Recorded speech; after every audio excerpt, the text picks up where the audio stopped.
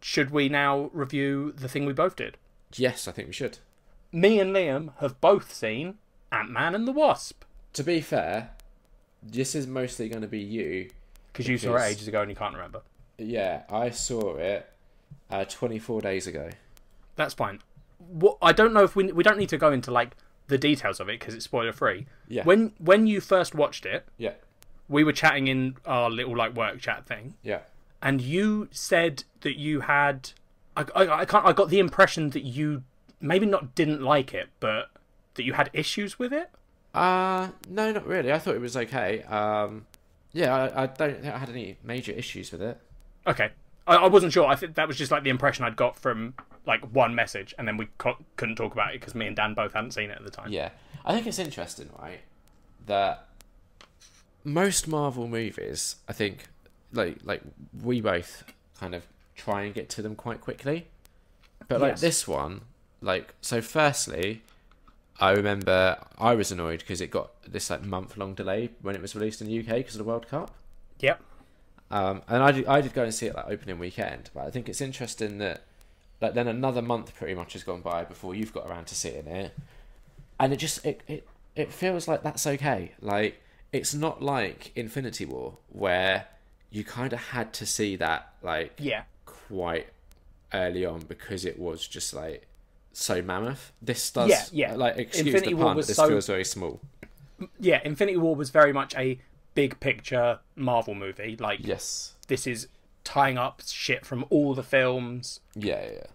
I think that's one of the reasons that I didn't rush to see Ant-Man and the Wasp was the whole like the whole it not dealing with Infinity War. Well, I was told so the original stuff they'd said it's set before Infinity War. Yeah.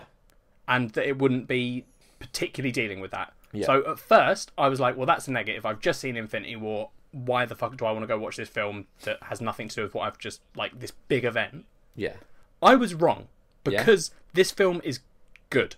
There was a moment where I was like, it's kind of nice to have a break from that big story. Yeah, I'd agree with that. Because what did you think of the first Ant-Man? I really liked the first Ant-Man. Yeah, and again, it was. I think it came out. Was it just after Age of Ultron? Yes, I think so. So again, it was like this, almost like a bit of like a breath of fresh air. It was like, oh, you know me with like Marvel. I don't like them when they do like the origin story. Yeah. But I thought the first Ant-Man, it was fine. It falls into a couple of those like annoying tropes, like the villain is basically, you know, the hero's powers but used for bad. But Paul Rudd kind of like makes the whole journey go a lot smoother. Yeah, Paul Rudd is so good in these films. Yeah, and I think this was basically took all of the elements that worked well in the first one and just tweaked them slightly to make them just a little bit better. See, I think as well, I don't even know if it's... It almost felt to me like it was Marvel breaking away from their traditional movie structures because this film has baddies.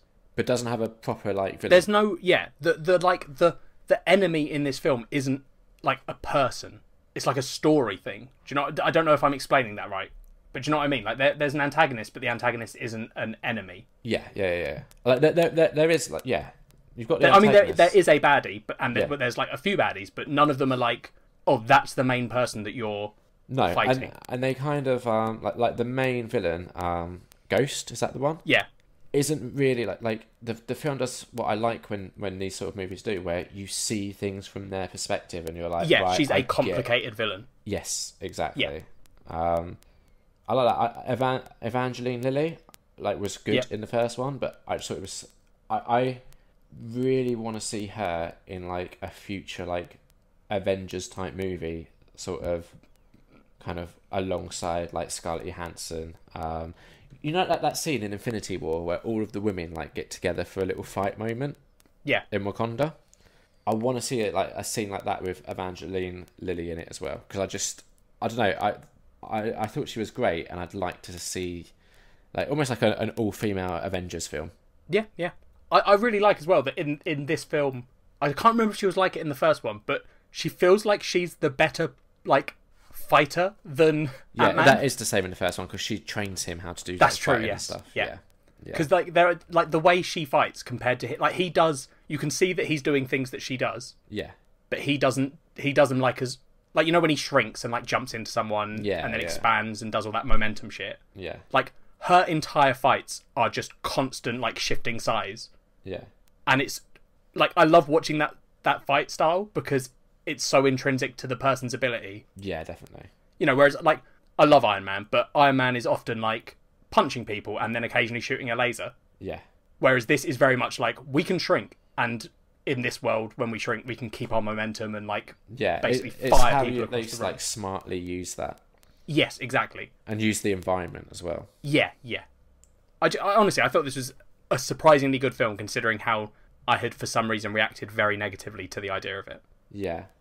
So again, it's spoiler free, so we have to be very careful. But what do you think of the post-credit scene? I liked post-credit scene 1. Yeah. I hung around for post-credit scene 2 and was like, I don't know why I always think post-credit scene 2 is going to be something big. Yeah, it never is. But I did like post-credit scene 2. It's just one of those things where I'm like, this feels very much like Marvel are like, we know we've sort of accidentally tricked you all into staying for the whole film. Yeah. So here's like a little funny thing so you don't hate us. Yeah. But post-credit scene 1, I was just like, wow. I think it's clever. Yes, it is.